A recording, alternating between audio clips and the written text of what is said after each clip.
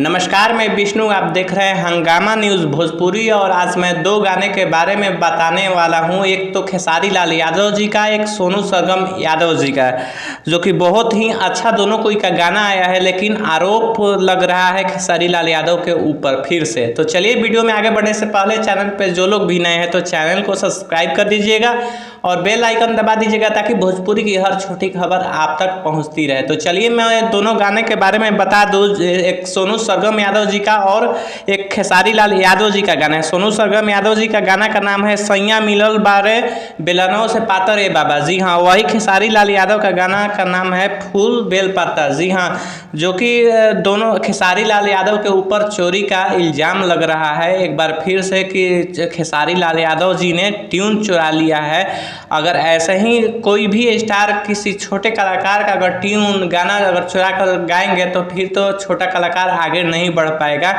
तो हम चाहेंगे कि ऐसा काम ना हो कि छोटा कलाकार आगे ना बढ़े।